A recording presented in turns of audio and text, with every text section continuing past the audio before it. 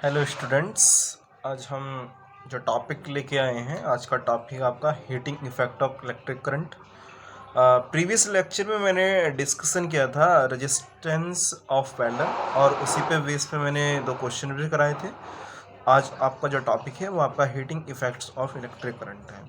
तो electric current मतलब heating, कोई यदि हम किस चीज़ को आप हीट कर रहे हो, मतलब कोई आपकी कोई कंडक्टिंग मेटल है तो उसको हीट कर रहे हो तो किस तरीके से करंट फ्लो होता है, तो यहाँ पर आज हम डिस्कस करेंगे। तो when an electric current is pass through a high resistance wire like nichrome wire, मतलब कोई आपकी एक हाई रेजिस्टेंस एक वायर है और वो वायर आपकी नाइक्रोम की है। नाइक्रोम का जो रेजिस्टेंस होता है वो ज़्यादा होता है, ठीक है, तो उसमें करंट फ्लो हो रहा है, ठीक है।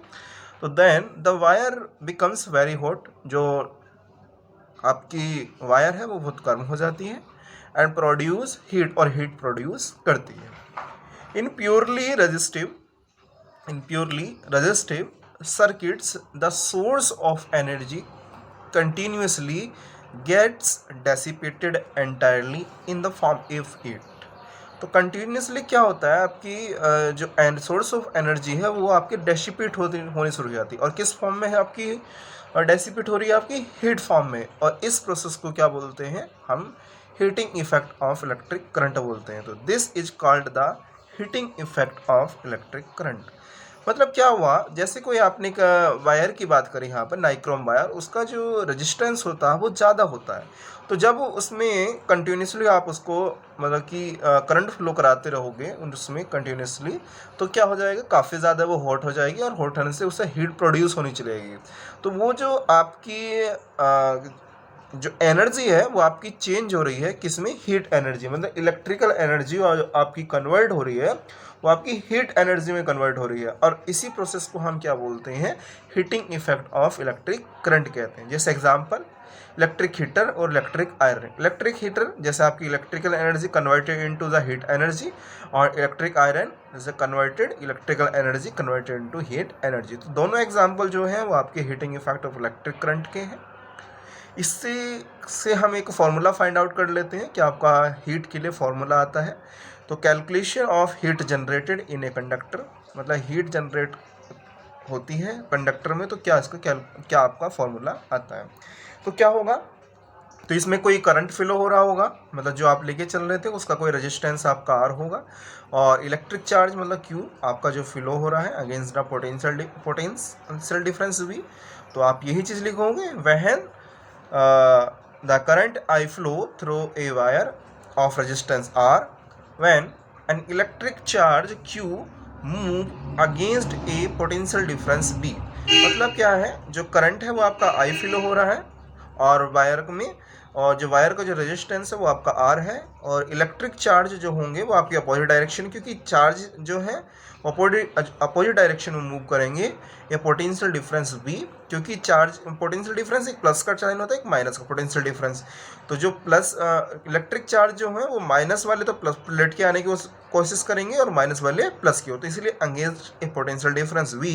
देन तो अमाउंट ऑफ वर्क, तो कुछ ना कुछ आपको वर्क करना पड़ेगा, जो आपके चार्ज फ्लो हो रहे हैं तो कुछ ना कुछ वर्क हो रहा होगा। तो W बराबर क्या फॉर्मूला होता है, क्यू वी होता है। तो वी नो डैट हम जानते हैं, आई बराबर क्या होता है, क्यू अपॉन टी, मतलब चार्ज पर यूनिट टाइम। तो यहाँ से हम क्यू की वैल्यू फाइंड आउट कर सकते हैं, क्यू बराबर आई टी हो जाएगा। इसके बाद हम ओम्स लॉ लगाएंगे। ओम्स लॉ क्या होता है, वी अपॉन आई बराबर आर, या वी बराबर आई आर। तो वैल्यू आप क्या करो, इक्वेशन नंबर 1 तो आपकी आई थी W बराबर क्यू क्रॉस वी, क्यू बराबर आपका I T I, equation number 2 ये आई, थर्ड इक्वेशन है वी बराबर आई आर। तो आप क्या काम करोगे, इन दोनों इक्वेशन से क्यू और वी जो आपका रहा है ये वैल्यू इक्वेशन कहाँ पुट कर दोगे, इक्वेशन नंबर 1 में पुट करोगे, ठीक है।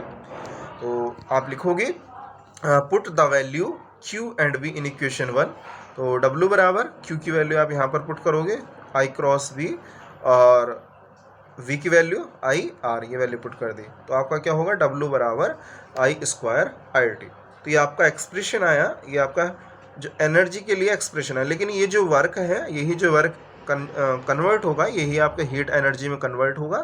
तो electric energy consumed in converted into heat energy, जो इलेक्ट्रिकल एनर्जी है वो आपकी जो कन्वर्ट हो रही है वो आपकी हीट एनर्जी में कन्वर्ट हो रही है। So heat produced is given by, तो हीट आपकी कितनी प्रोड्यूस हुई, तो इसको W की जगह हम क्या लिख सकते हैं, H लिख सकते हैं। तो H बराबर कितना होगा, I² RT आप इसे कह सकते हो, ठीक है। तो हीट कितनी प्रोड्यूस हुई, H बराबर I² RT। Thus it is known as Joule's law of heating, तो इस लॉ को हम क्या कहते हैं, जूल्स लॉ ऑफ हीटिंग कहते हैं, ठीक है। तो इसे हम दूसरे तरीके से हम ये भी कह सकते हैं, जो आपका heating effect of electric current है इसे हम जूल्स लॉ ऑफ हीटिंग भी कहते हैं। तो यहाँ आपने क्या चीज़ देखी, जो हीट है वो डायरेक्टली प्रोपोर्शनल किसके है, स्क्वायर ऑफ करंट के है, ठीक है। और हीट डायरेक्टली प्रोपोर्शनल है आपके रेजिस्टेंस के है, और डायरेक्टली प्रोपोर्शनल किसके है, टाइम के है। तो जो आपका रेजिस्टेंस, जो आपका करंट फ्लो हो रहा है उसमें टाइम, तो यहाँ पर तीन चीज़ पर डिपेंड कर रही है, I पर, R पर और T पर। जो हीट डिपेंड होती है वो आपकी करंट पर डिपेंड कर रही है, रेजिस्टेंस पर डिपेंड कर रही है, और इसके साथ साथ टाइम पर डिपेंड कर रही है, ठीक है। तो हीट जो प्रोड्यूस होगी वो आपके तीन लॉ को फॉलो कर रही है।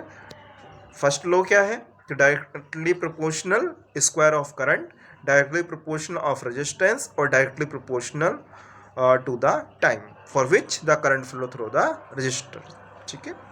इसके बाद इसी पे बेस से क्वेश्चन डिस्कस कर लेते हैं। क्वेश्चन है, an electric iron of resistance 25 ohm take current of 7 ampere, calculate the heat develop in 0.5 minute. तो आपसे क्वेश्चन में क्या क्या चीज़ गिवन है और क्या पूछा गया है ये देख लेते हैं। तो 25 ओम में आपके पास रेजिस्टेंस R की वैल्यू गिवन है, और जो करंट है वो आपका 7 एम्पियर है, I बराबर दे रखा आपके पास, और हीट डेवलप H आपके पास गिवन है। क्वेश्चन में आपसे क्या पूछा गया है, मतलब कि I भी आपके पास T भी यहाँ पर गिवन है। तो आपसे क्या निकलवा रहा है, आपसे निकलवा रहा है, आपसे यहाँ पर कैलकुलेट द हीट, मतलब H की वैल्यू आपसे पूछी गई है। तो R भी आपके पास गिवन हो, R बराबर 25 आप लिख लोगे, I बराबर 7 एम्पियर आप लिख लोगे, और T बराबर 0.5 है, इसे मिनट से सेकंड में आप चेंज कर लोगे। तो 0.5 की मल्टीप्लाई आप जब 60 से करोगे तो आपका 30 सेकंड आ जाएगा। तो H की वैल्यू आपको कैलकुलेट करनी है। तो H बराबर फॉर्मूला आपका I² RT, I की वैल्यू 7 थी, R की वैल्यू 25 और T की वैल्यू आपकी 30 है। 7 का स्क्वायर 49 मल्टीप्लाई 25 मल्टीप्लाई 30, तो कितना होगा आपका 3650 जूल, ये आपका H की वैल्यू आपकी आ जाएगी। इसके बाद जो इस चैप्टर का लास्ट टॉपिक है वो आपका इलेक्ट्रिक पावर है, वो हम डिस्कस कर लेते हैं। इलेक्ट्रिक पावर क्या होता है, इलेक्ट्रिक पावर जो कहलाता है, जो amount of energy per unit time is called electric power.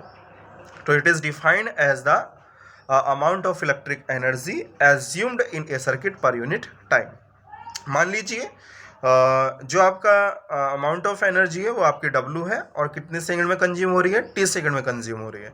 तो then electric power is given by P बराबर W/T। तो W बराबर मतलब क्या होता है, W बराबर QB होता है, या फिर आप VIT भी लिख सकते हो, क्योंकि Q बराबर क्या होता है आपका IT होता है, और क्योंकि जब वैल्यू पुट करोगे तो IT आ जाएगा, तो VIT।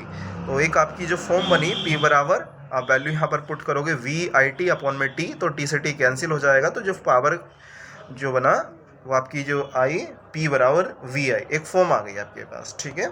यदि आपके पास क्वेश्चन यदि V और I के टर्म्स में क्वेश्चन पूछ जाए और पावर होगी तो आप फॉर्मूला लगाओगे P बराबर VI। अब हम ओम्स लॉ लगा के और इसकी वैल्यू और चीज़ हम निकाल सकते हैं, क्या क्या चीज़ फाइंड आउट कर सकते हैं।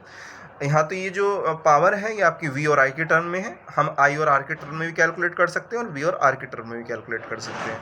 तो according to Ohm's law V बराबर IR ये फॉर्मूला होता है। यदि हम यहाँ पर I की वैल्यू V की वैल्यू IR पुट कर दें, जैसे यहाँ पर मैंने पुट किया V बराबर IR, तो यहाँ पर क्या हो जाएगा, पावर जो डायरेक्टली प्रोपोर्शनल होगी करंट के स्क्वायर के और रेजिस्टेंस के, तो P बराबर I² R। तो ये पावर की दूसरी फॉर्म आ गई, ये पावर P बराबर VI फॉर्म आई, और एक फॉर्म आई P बराबर I² R। इन केस हम एक काम करें, अगर यहाँ पर जो आपकी फॉर्म थी इस फॉर्म में P बराबर VI में यदि I बराबर हम पुट कर देते हैं V/R, तो क्या हो जाएगा P बराबर V²/R। तो ये आपका फॉर्मूले में तीन फॉर्म आ रही है।